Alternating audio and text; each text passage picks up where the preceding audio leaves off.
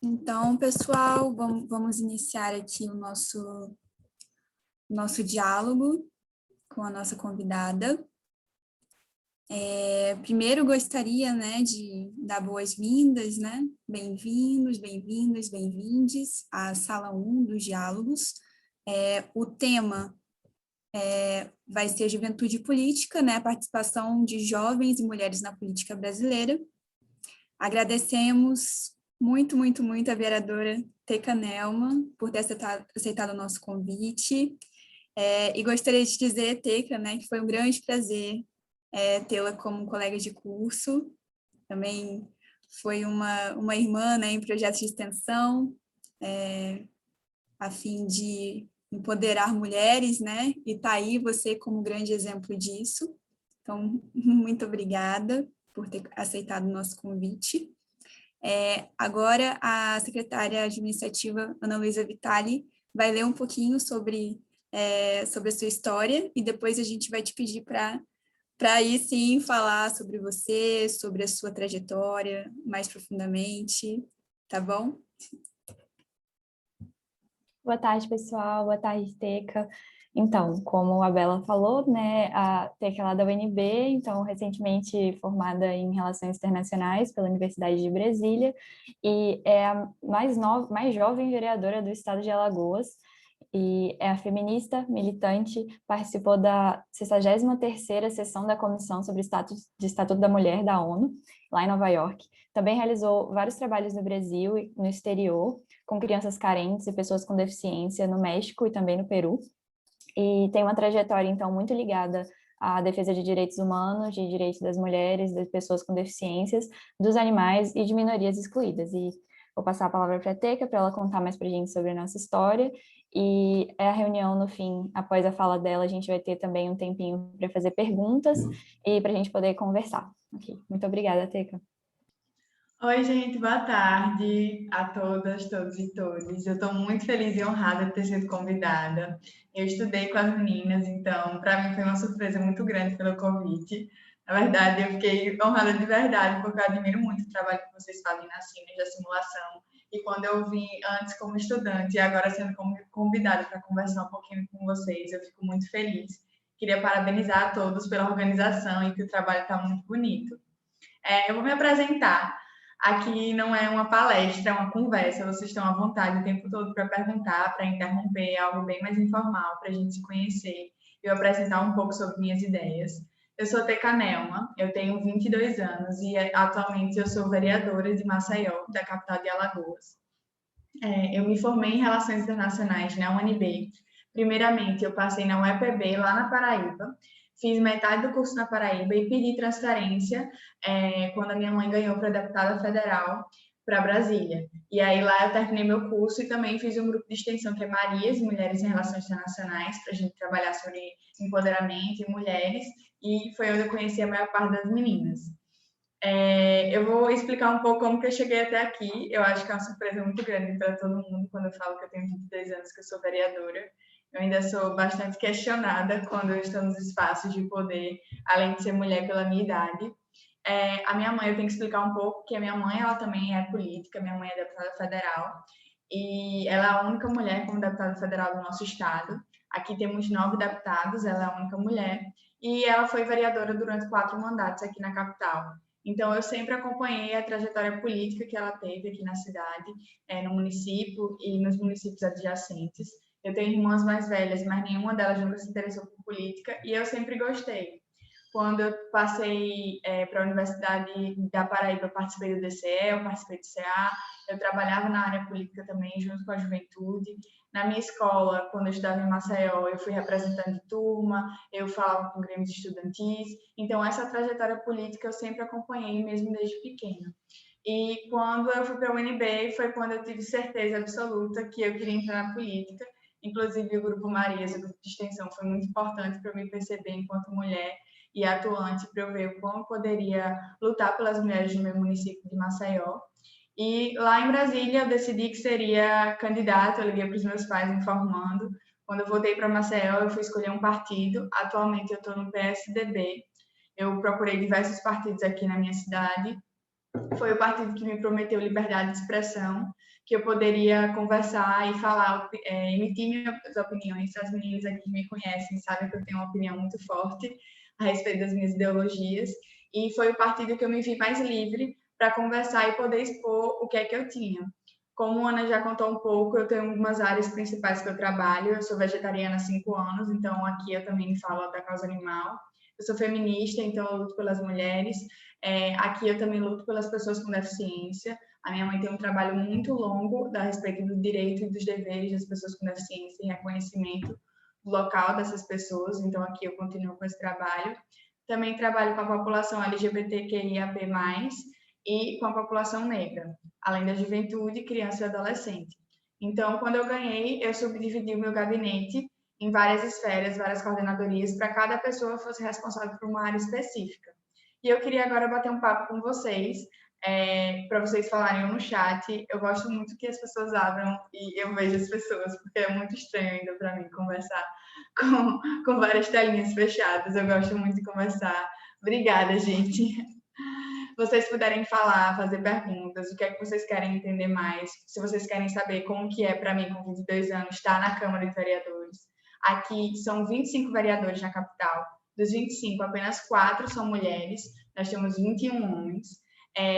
Aqui tem uma Câmara de Deputados Federais, uma Assembleia de Deputados Estaduais, desculpe, que são 5 mulheres dos 27 deputados, e tem uma deputada federal dos 9 deputados federais. Não temos senadora nem governadora, e atualmente a gente tem um homem como prefeito aqui. Então, são pouquíssimas mulheres no meu estado e no meu município que participam da política, e eu estou vendo que a maioria daqui também é mulher que está conversando comigo, e eu queria saber se vocês querem saber mais disso, como que é lá na Câmara de Vereadores, como que é a construção, enfim, projeto de lei, como que eu chego a formalizar uma lei. Enfim, eu estou aberta para saber como que eu vou direcionar a conversa à medida que vocês querem saber.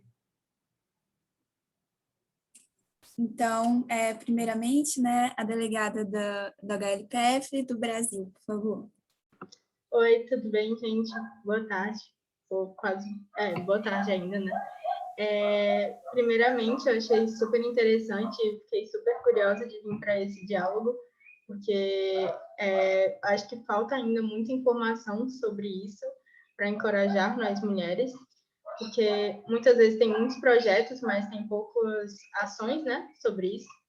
Então, acho que ter um exemplo, tipo, na nossa frente, né, do computador, no caso, mas deu para entender, mas ter um exemplo na nossa frente é uma oportunidade única. E a pergunta que eu queria fazer é: qual foi o maior desafio que você enfrentou como jovem e mulher nesse meio político? Tipo, qual foi uma das coisas qual foi a coisa mais difícil que você enfrentou nesse meio político? Obrigada, Sofia, pela pergunta. É um prazer conhecer. Eu fico até sem graça. Eu fico muito feliz que eu possa ser uma esperança e mostrar que a gente pode chegar até lá. Apesar de eu ter 22 anos, a maioria, eu acredito que vocês tenham uma idade muito parecida comigo, e que se eu cheguei até aqui, todo mundo aqui é capaz. Eu tenho que reconhecer também os privilégios de onde eu vim. Eu já tenho uma mãe que já estava integrada na política, então foi muito mais fácil. Eu também sou uma mulher branca, privilegiada economicamente, também para mim foi mais fácil chegar até onde eu cheguei, mas também tiveram vários percalços. Antes de responder a sua pergunta, eu esqueci de citar um dado aqui, é que eu sempre me comprometi, como eu luto com causas identitárias, que eu acredito que aqui no meu município, além do Brasil, no meu município especificamente, tem mais problemáticas, eu tentei compor meu gabinete o mais representativo possível. Então, eu tenho como nomear 17 pessoas no meu gabinete. 11 pessoas foram da minha campanha política, que acompanharam toda a trajetória. 5 pessoas são pessoas que já eram formadas em alguma universidade. Eu não especifiquei o curso, eu abri uma seleção pública. Então, eu tenho engenheira do petróleo, engenheira civil, administração, direito, jornalismo, eu tenho de tudo lá. E também eu tenho uma universitária, que eu abro uma seleção para uma vez ao ano, passar um ano trabalhando remunerado comigo, como se fosse um estágio. Só que, juridicamente, eu ainda não posso usar estágio por questões da Câmara Municipal, então a gente usa o nome universitário, mas é um regime de estágio que também trabalha. E 76% do meu gabinete são mulheres. Então, é a maior cota, assim, eu tentei inverter, então a maior cota feminina que tem da Câmara é no meu gabinete. Eu não lembro exatamente, mas temos pessoas negras, LGBTQIAP+, e tem também uma pessoa com deficiência que trabalha comigo, que é um autista, que ele é advogado, então ele também é meu assessor legislativo. A gente tem pessoas que são, a maioria delas, posso mentir, mas a maioria delas são formadas em universidades, mas eu tenho também pessoas que ainda têm ensino médio. Tem uma pessoa que trabalha comigo que tem ensino médio, que não teve oportunidade na vida, mas executa o trabalho da mesma forma. Então, eu tentei diversificar o meu gabinete o máximo que eu consigo, para que todas as vivências de cada um eu possa engendrar nas minhas políticas públicas. Sofia, você perguntou o que é mais difícil. Particularmente como teca e como mulher jovem, para mim o que é mais difícil é ter que me autoafirmar diariamente. Eu sou questionada pela minha idade e pelo meu gênero diariamente. E aí, seja pelos próprios vereadores, quando me questionam em plenário várias vezes sobre o mesmo assunto, seja na rua, quando as pessoas não acreditam que eu sou a vereadora e perguntam quem é que está por trás de mim ou quando eu estou falando, seja durante a campanha, quando eu tenho que ir a algum lugar e eu não posso ir sozinha em algum bairro daqui, eu tenho que ir algum homem do meu lado, isso me incomoda muito. Então, o que mais me entristece ainda em 2021 estar na capital do estado e eu ter que, por exemplo, bater na mesa e pedir silêncio e falar mais alto para as pessoas me escutarem, para vereadores me escutarem. Eu já fui, enfim, como eu não fui reconhecida como vereadora, já fui empurrada em locais, porque não, sai daí, menina. E eu falo, não, eu sou vereadora, então já muda totalmente o tratamento. Mas, para mim, o mais dificultoso é porque eu tenho que me autoafirmar diariamente. E aí, em todas as esferas, para mostrar que eu sou capaz. Então, eu tenho que estudar e mostrar muito mais do que qualquer homem, por exemplo, da minha idade. Eu sou a mais nova da Câmara daqui de Alagoas, de Maceió. Eu tenho 22, mas tem um de 24, tem outro de 28, que é a próxima idade, mas eles não são tão questionados quanto eu sou. Então, para mim é muito difícil eu tenho que sempre andar com dados, justificativas e fontes para onde eu for, qualquer discurso que eu for fazer. Porque se eu fizer qualquer discurso que eu não cite algum dado, alguém vai me questionar em menos de 10 minutos, e se algum colega meu parlamentar fizer um discurso muito parecido, ele não vai ser questionado como eu sou questionada, sabe? Então, para mim, isso ainda é muito trabalhoso, tá? Sempre ter que fazer 2 ou 3 vezes mais o mesmo trabalho que o outro parlamentar faria, só para mostrar que eu sou capaz de fazer. Laís, por favor. Oi, obrigada. Primeiro eu queria dizer que eu não consegui mudar meu nome para o que estava, não sei porquê, mas enfim, também queria agradecer a Sinos, né, por ter dado essa oportunidade, né, de fazer essa sala de diálogos, e também a Teca por ter vindo. Realmente é muito bom ver exemplos assim, ainda mais na situação que a gente está hoje, que a gente só vê notícias ruins, e tipo, é muito bom ver o seu exemplo, um exemplo de esperança, e dá uma força, né, para viver no Brasil. Mas, enfim, também gostaria de dizer que eu já admiro, mesmo não conhecendo muito, mas já admiro o seu trabalho, e você ter chamado tantas pessoas com vivências tão diferentes para compor o seu gabinete, que chama? Gabinete, chama gabinete. O seu gabinete é muito, isso é muito importante, e admiro isso. E a minha pergunta é: como foi o seu processo o seu processo até você ser eleita, e o que você recomenda para as pessoas que querem também seguir essa vida política, né, quais o que você recomenda que a gente faça, ou enfim, é isso. Obrigada. Obrigada, Laís. Então, para mim, eu já fico muito feliz de estar conversando com tanta gente sobre política. Isso já mostra que muitas pessoas que estão aqui já têm um interesse muito grande. Eu acho que uma das outras dificuldades que eu tive também foi de aproximação com a juventude, Sofia. Sempre que eu ia conversar sobre política com as pessoas da minha idade ou mais próximas, eu tinha um afastamento muito grande aqui na minha cidade. Muitos achavam que não fazia diferença a questão do voto deles, então tinha que ser quase uma conquista para eu explicar primeiro por que era importante votar. Eu falava, não precisa votar nem em mim, vote uma pessoa, não deixe de votar. Depois tentar aproximar as mulheres também, porque é uma desilusão muito grande. A sensação no meu município é sempre que só aparecem políticos de 4 em 4 anos, e não que a política é diária, e tudo que a gente faz é política. Então, quando a gente está aqui numa simulação, isso aqui é política também. Se eu posso ir para a Câmara de Vereadores, por exemplo, aqui na Câmara de Vereadores, eu não posso entrar no plenário mostrando meu ombro. Eu sou proibida. Não só eu, como qualquer mulher do meu município. Nenhum homem pode entrar com bermuda aqui na Câmara de Vereadores, né, no plenário. Isso também é política. O que a gente come também é política. Então, para mim, as pessoas já estarem aqui já demonstram muito interesse. Quando eu estava na universidade, quando eu entrei na universidade, eu procurei, eu não me filiei a partido nenhum, apesar de ter várias uniões estudantis que me procuraram para a gente se filiar, porque eu participava de movimentos, eu ia para manifestações, mas a primeira coisa que eu falo é se entender.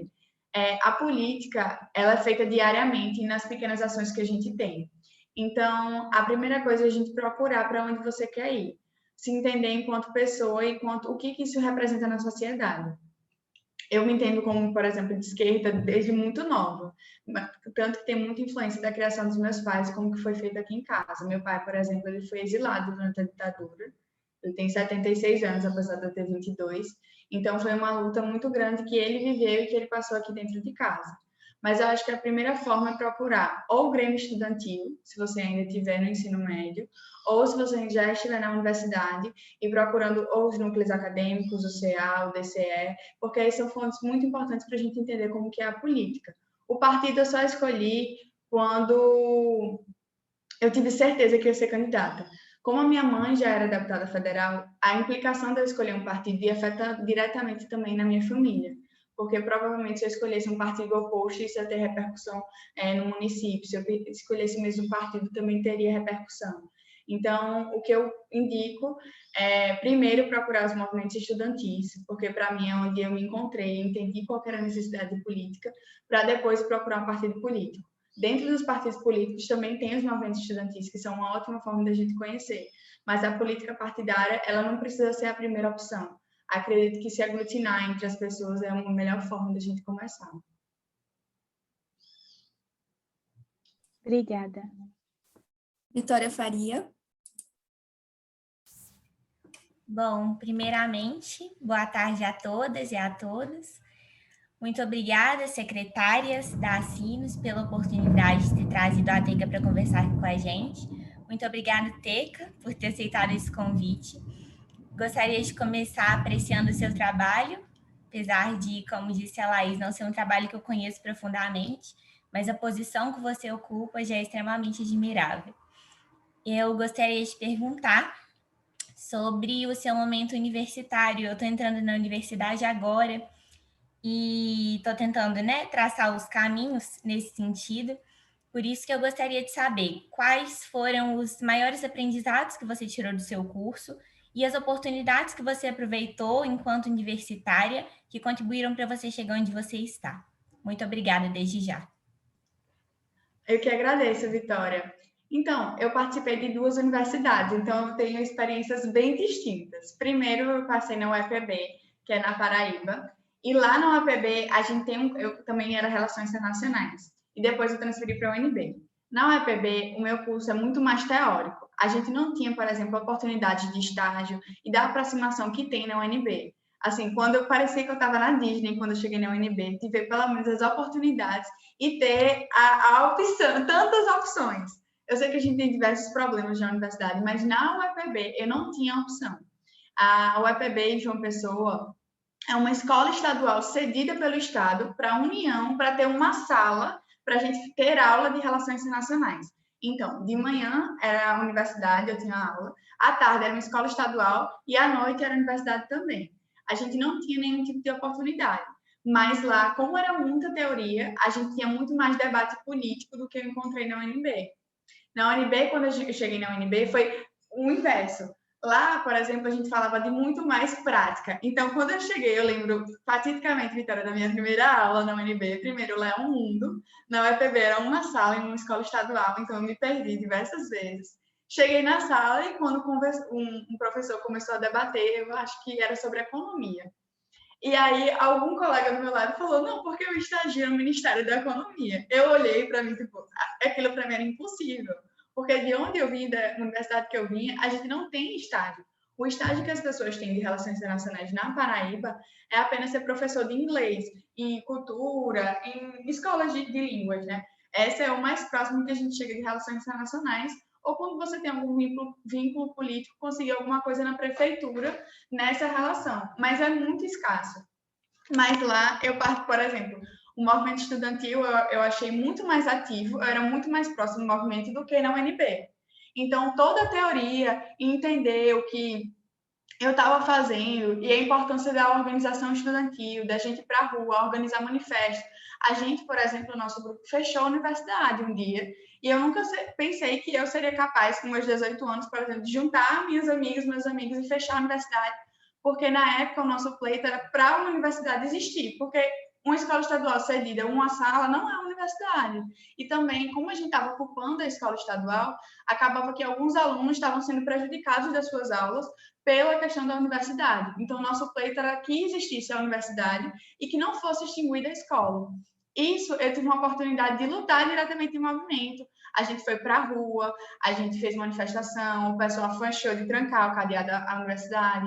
A gente fez também na época que estava tendo corte na educação, a gente também foi para a rua junto com a federal, a gente estava, como a estadual era muito pequena, na escola estadual, a gente ia para a federal e fazia as manifestações juntas. Então, no primeiro ano que eu entrei, eu já fui participar do DCE, fui procurar o que era, porque eu nem entendia o que era, vamos ser sincera aqui, eu era de escola privada, então foi para a universidade pública, foi totalmente outra vivência. E aí, quando eu fui para a UNB, eu tive outros tipos de oportunidade. Por exemplo, de estágios e do local de trabalho, eu acho que toda semana, todo dia, eu via que tinha algum tipo de oportunidade. E mais o que me mais interessou na UNB era a possibilidade de estudar tantas coisas diferentes. Porque na UEPB, eu só podia, por exemplo, pegar eletivas ou outras matérias de relações internacionais e os grupos de estudo eram muito pequenos, porque só tinha uma turma. Quando eu fui para a UNB, a gente podia estudar de tudo. E tudo tinha a ver com relações internacionais. Eu não sei qual curso você entrou, eu suponho que seja relações internacionais ou algo parecido, mas quando eu entrei na UNB, a gente podia estudar de tudo. As meninas podem falar mais do que eu, porque eu passei bem menos tempo, mas eu sei que as meninas aqui têm experiências diversas em diversas áreas e que isso também foi muito enriquecedor para fazer essa construção do que a gente está fazendo, sabe?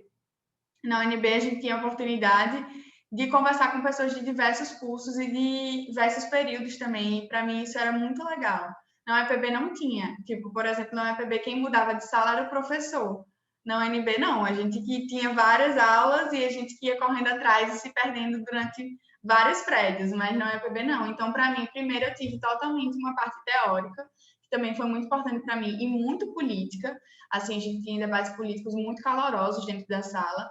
E era muito, assim, o sentimento também de direita e esquerda era muito claro. Na minha sala, eu tinha, assim, acho que 40 alunos. Tinha 3 pessoas de direita que sentavam, assim, os 3 juntos na direita, e o resto, a maioria, todo mundo de esquerda, então eram embates muito calorosos na sala de aula. E quando eu fui para a UNB, já não era tanto assim, o poder aquisitivo foi uma coisa que eu notei. É muito mais alto, apesar de ser uma universidade pública. Na UEPB não era muita gente de baixa renda que precisava ficar lá na universidade o dia inteiro, que precisava de bolsa para sustentar, para ter o que comer.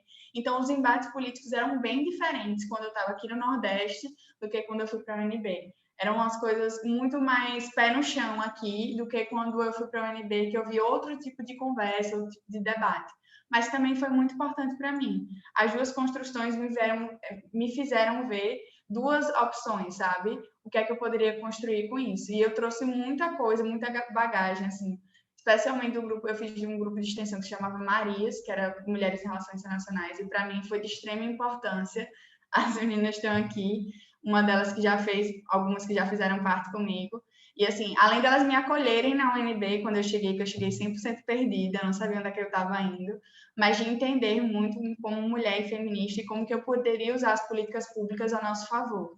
Então, eu ainda tenho muitos textos que eu trouxe da UNB que estão aqui, que me usam como base para fazer discursos no plenário. Assim, é bem claro como que é a conversa aqui. Eu fiquei arrepiada aqui, Teca, impressionante. Agora, por favor, a delegada da Angola, do CPB.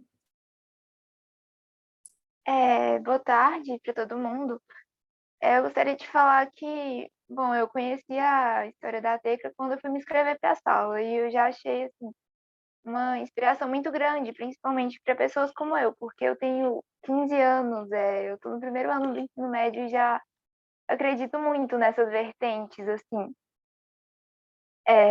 Então eu achei de extrema importância participar dessa sala e que seria um debate extremamente interessante. E eu gostaria de perguntar o que fez com que a Teca lutasse por essas vertentes, porque hoje em dia a gente tem tanta gente lutando mas tanta gente indiferente ao mesmo tempo. Então, o que fez com que ela queresse lutar? Ana, fico muito feliz de você estar aqui. E para mim, quando tem uma mulher de 15 anos que está conversando sobre política e se interessando e correndo atrás, isso me dá certeza que a gente está caminhando no local certo, sabe? Para mim, isso que faz sentido. A gente ter uma conversa debatendo sobre isso num domingo à tarde, que eu sei que muita gente queria estar descansando em casa, mas a gente está conversando sobre isso. Ana, para eu explicar, eu acho que eu tenho que falar um pouquinho da minha família, para explicar como que eu tô aqui, sabe? A minha mãe, apesar dela ser deputada federal, ela tem aquela história assim, ela veio do interior de Alagoas, de Arapiraca, e ela foi uma das 22 filhas da minha avó. Minha avó engravidou 22 vezes, minha avó era costureira, o meu avô era agente sanitário, e ele também tinha uma doença degenerativa, que ele viveu de cadeira de roda a maior parte da sua vida, assim, desde que eu me entendo por gente, meu avô estava na cadeira de rodas.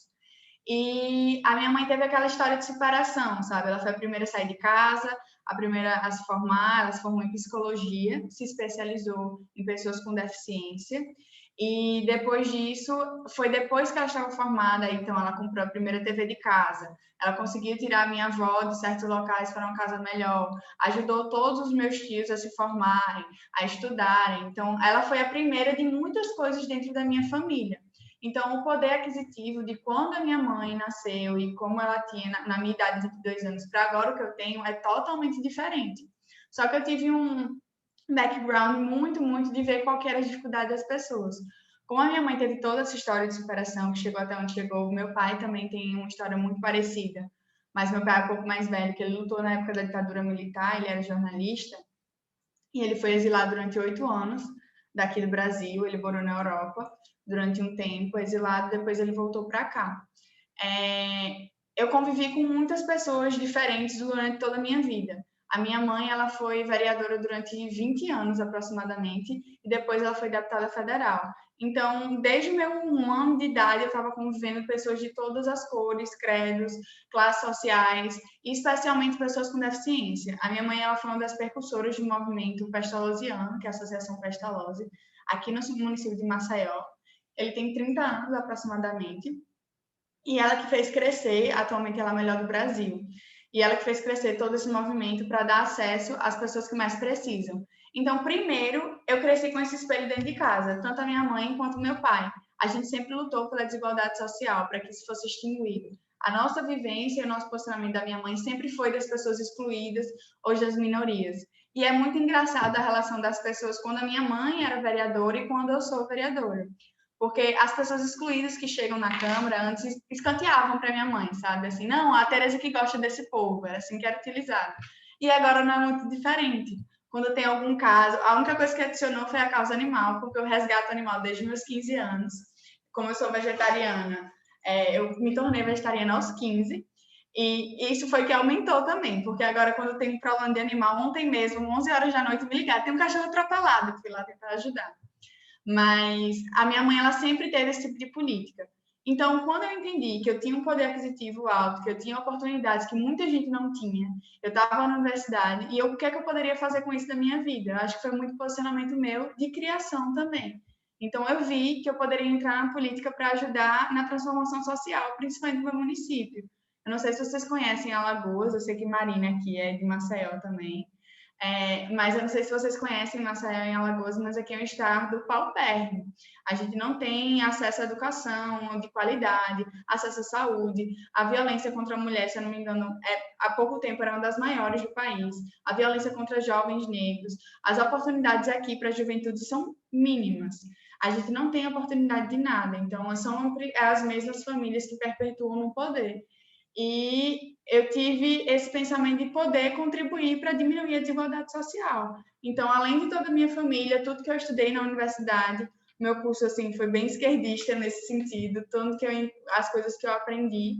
Então, foi por isso que eu escolhi lutar por essas bandeiras. Então, não são só causas identitárias, sabe, Ana? Por exemplo, eu tenho a Coordenadoria da Mulher. Então, a Coordenadoria da Mulher, ela vai trabalhar a mulher e a empregabilidade, a mulher e a saúde, a mulher e a desigualdade social, por exemplo. Então, tem a Coordenadoria do LGBTQIAP+. Vamos falar com as mulheres trans, por que elas ainda estão na rua e não têm oportunidade de educação. Aí a gente vai falar com a juventude, por que está tendo evasão escolar, criança e adolescente. Então, não é só a pauta identitária, mas como que essa coordenadoria ela compreende as outras questões. Quando eu vou falar de pauta da mulher, eu sempre falo que eu aprendi na UNB, foi a transdisciplinaridade das pautas femininas, como que a gente tenta incluir as pautas das mulheres em vários outros âmbitos, para a gente não fazer algo excluído apenas para as mulheres, porque não vai ter força política. Então, é isso que eu aprendi na UNB, eu trago sempre e tento incluir a mulher em todas as oportunidades. Vou tentar ser mais concisa, porque político tem isso, gente, a gente fala muito, mas eu vi que tem mais 2 pessoas querendo falar, então eu vou dar oportunidade para as outras também.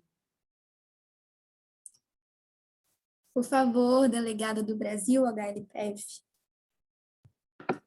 Oi, de novo. Então, a pergunta que eu quero fazer, na verdade, todo esse diálogo hoje está sendo quase uma aula, assim, né? Tipo, assim, nos traz isso também, né? E a gente estava falando disso dos jovens participando e acho que assim é uma grande oportunidade da gente se envolver com a política sem tantos julgamentos, sem as pessoas acharem, porque a gente é jovem, a gente não sabe, tipo, todos esses preconceitos, né?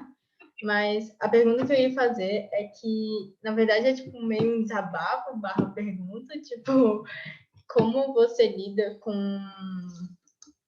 com as coisas que, assim, tipo, das pessoas não colaborarem em relação à política, tipo, eu vou acrescentar algo que, tipo, meus pais também são nordestinos, eles são da Paraíba, e o meu pai tem um projeto no interior da Paraíba, não sei se você conhece Patos, mas, enfim.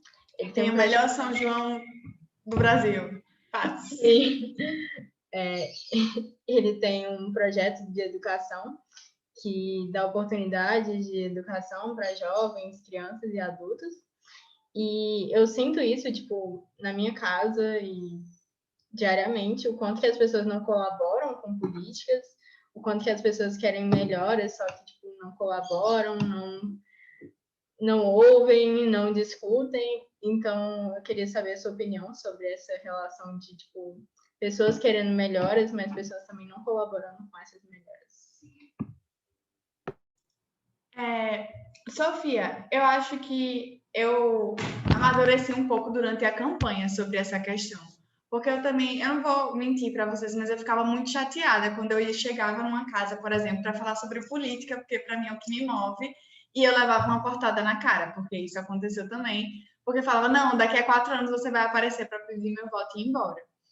E primeiro eu tinha que entender por que as pessoas estavam afastadas da política. Eu fiz o caminho inverso, sabe? Primeiro eu tive raiva, eu fiquei bem chateada, porque eu falava, gente, como vocês não entendem? Se eu sou mulher e eu tô aqui usando uma calça jeans, foi porque isso foi política. Primeiro eu tinha muita raiva e insatisfação, porque as pessoas não entendiam da importância da política. Muita gente aqui ainda vende o voto, ainda tem troca por milheiro de tijolo, por roupa. Isso é uma coisa muito comum. Não está só nos livros de história que a gente tinha voto de cabresto, desculpe. Aqui é muito, muito comum.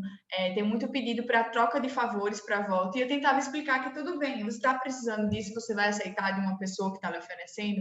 Aceite, mas não vote nela. Porque R$50 que você vai receber, por exemplo, ele não vai valer todos os 4 anos de política, sabe? Que você viveu. R$50 não valem 4 anos da sua vida. Então, primeiro, a minha primeira reação foi ter raiva. Depois eu fui entender por que as pessoas estavam insatisfeitas com a política, por que tinha um afastamento da política para as pessoas, para depois eu tentar fazer o caminho inverso, explicar o que é política e mostrar que, apesar de muitos políticos só votarem de 4 em 4 anos, o que eu quero fazer é aproximar a população da Câmara de Vereadores durante esses 4 anos. Então, eu fui fazendo o caminho inverso para tentar se aproximar, além de muita terapia, Sofia. Porque o desgaste emocional é muito grande, então eu faço terapia 2 vezes na semana para aguentar.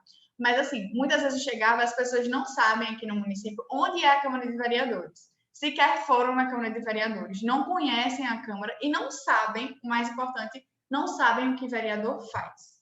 Muita gente pede, por exemplo, que eu tapar buraco e asfaltar a rua. E eu vou explicar que quem tapa buraco e asfalta a rua é a prefeitura.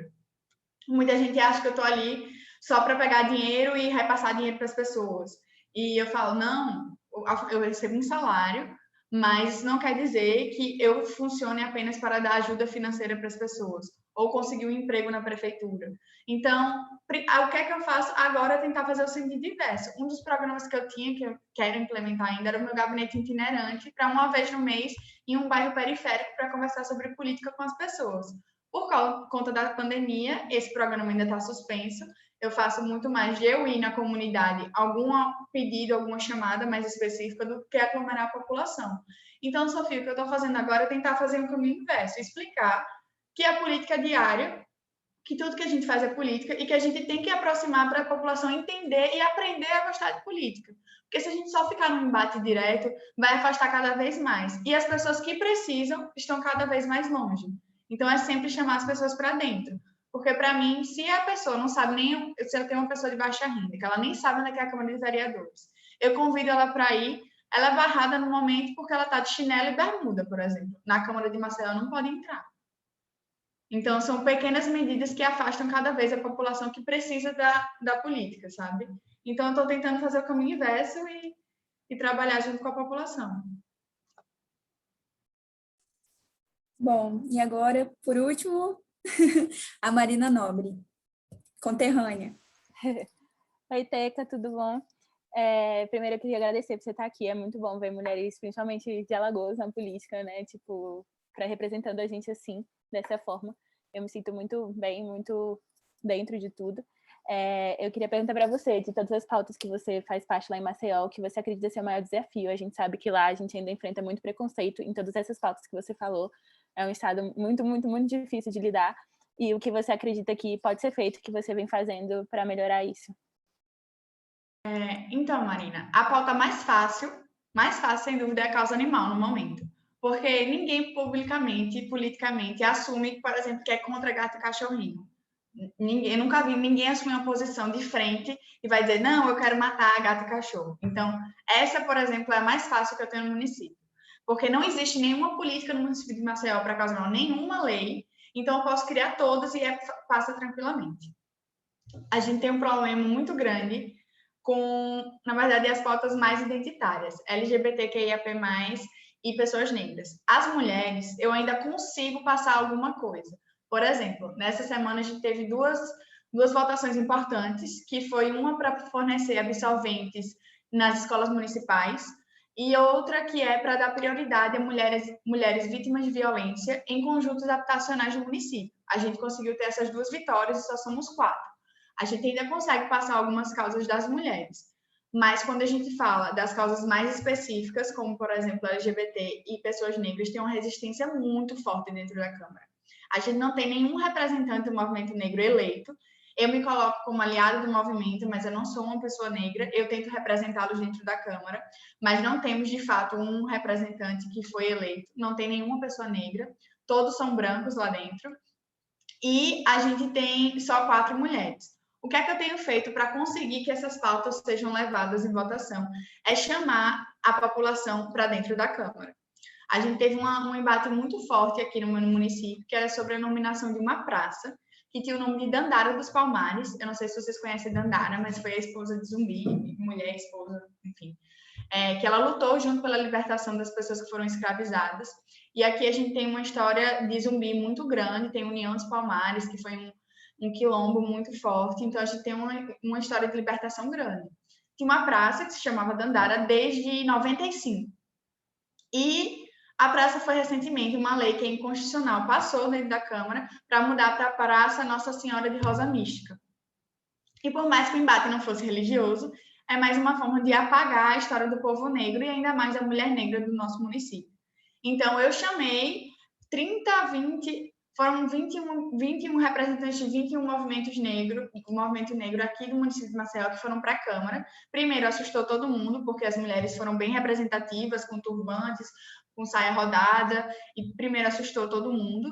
E aí a gente conseguiu fazer uma carta com aproximadamente 70 movimentos para pedir que não mudasse a lei. Mesmo assim, a lei passou e a gente agora vai entrar no Ministério Público. O que é que eu tenho feito para que essas leis sejam colocadas em pauta? É literalmente jogar o povo lá dentro e mostrar que eu não estou sozinha, porque eu sozinha não consigo passar muita coisa. A gente tem que ser honesto aqui, tem que ter a maioria da Câmara, pelo menos 13 pessoas comigo. Então, a pressão popular faz uma diferença tremenda, não só nas redes sociais, mas também lá na Câmara de Vereadores. Mas a pressão da internet, que apesar que a gente acha que a militância de internet não é importante, faz muita diferença, gente, muita diferença na vida de muita gente, e principalmente nas leis que vão ser pautadas aqui no município.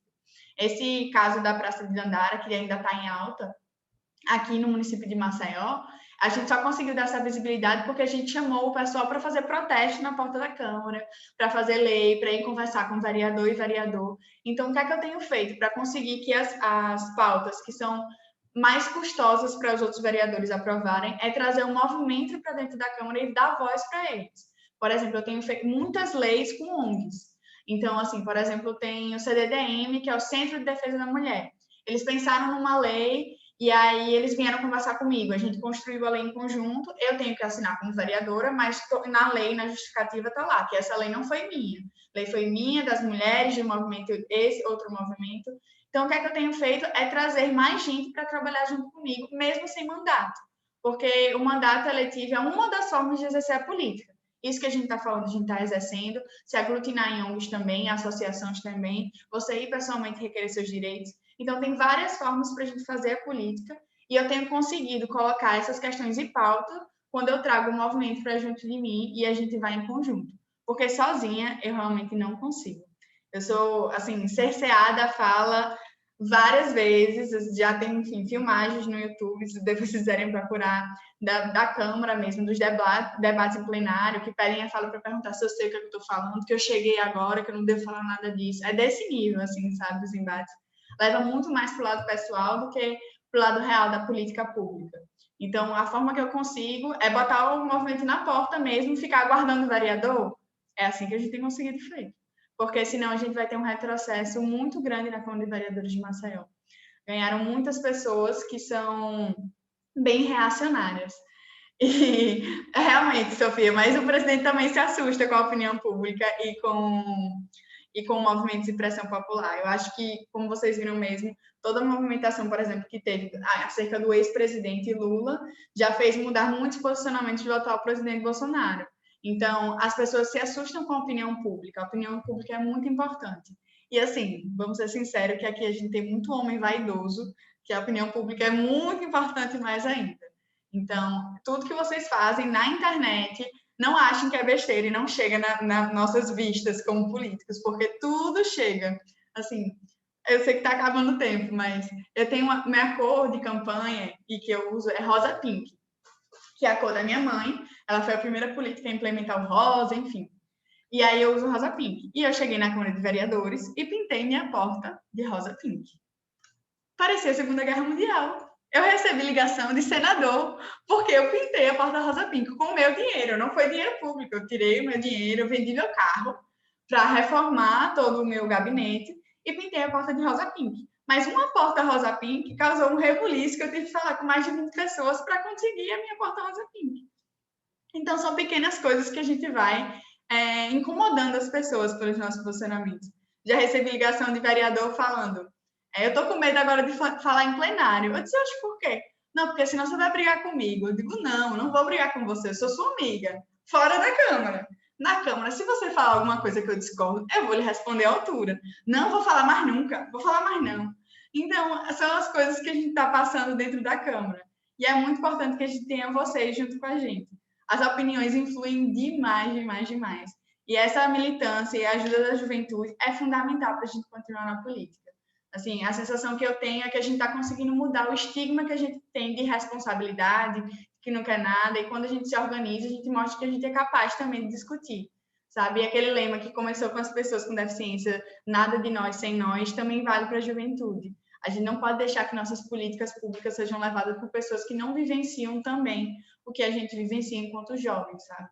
Então, eu queria parabenizar todo mundo que está aqui, por estar me escutando. As meninas têm meu telefone, se vocês precisarem por alguma coisa ou quiserem tirar alguma dúvida. Posso deixar minhas redes sociais aqui também, sou eu que respondo todas elas para vocês entrarem em contato comigo. Se vocês também tiverem ideia de algum projeto de lei, alguma coisa que vocês acham interessante, podem mandar para mim. Nada é perdido, a gente tudo transforma e se adequa tudo ao município de Maceió. Se vocês quiserem vir ao município de Maceió e conhecer a Câmara de Vereadores, minha casa também está aberta, então eu estou à disposição, gente. Assim, foi a primeira vez que eu, de fato, estava na frente como política. Eu acompanhei minha mãe em campanha durante toda a minha vida. Mas hoje, agora, eu também sou vereadora. Também eu estou como parlamentar. E eu devo também agradecer a todas as meninas que me conhecem, que me acompanharam na UNB, que todo mundo aqui foi fundamental para chegar onde eu cheguei. E não seria possível sem vocês. Então, muito obrigada a todo mundo que está aqui. Teca, muito obrigada. Acho que, como você viu, por todas as ótimas reações, né? Todo mundo ficou super feliz com a sua participação e é muito importante mesmo ver, não lembro quem foi que comentou, mas ver uma pessoa de verdade, né? Que está nessa posição é sempre muito importante, que a gente sempre vê histórias e pessoas distantes, então é muito bom estar aqui, muito bom ouvir, espero que todo mundo tenha também entendido uma coisa que é muito importante para as Sinos, né? A própria mensagem das Sinos, que são de pequenas ações e pequenas coisas que geram, né, tudo isso. A gente não precisa ser o presidente da República, né? Então, como você mesmo falou, pequenas coisas contribuem. Então, achei sensacional, agradeço muito, muito por ter tirado o seu tempo da sua tarde de domingo também para estar aqui com a gente. E, bom, pessoal, a Sinos está quase acabando, não acabou 100% ainda. Queria lembrar todo mundo da cerimônia de encerramento, que vai começar daqui a pouquinho. Pedir a participação de todas para vocês darem tchau para os diretores de vocês, escutar também que a gente tem mais alguns convidados. E Teca também, se você estiver livre, eu posso te mandar, a gente passa o link para você da cerimônia para encerrar tudo com a gente. E é isso, gente. Mas alguém quer fazer algum comentário, alguma coisa? As redes sociais estão aqui no chat para vocês anotarem. Eu botei aqui no chat meu número também, se vocês quiserem meu WhatsApp.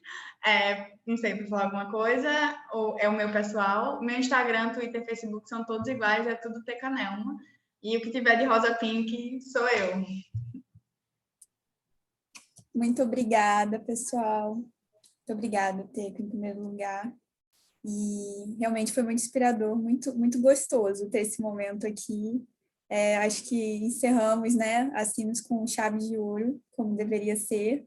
Ainda tem uma cerimônia, mas, assim, esse momento aqui eu tenho certeza que foi muito importante para as pessoas que estão aqui presentes. Obrigada demais. Então é isso, gente. Até a cerimônia. Vamos lá. Beijos. Tchau, gente. Tchau. Foi um prazer. Beijo. Teca. Saudade, Teca. Saudade, amor. Adorei. Beijo. Beijoca.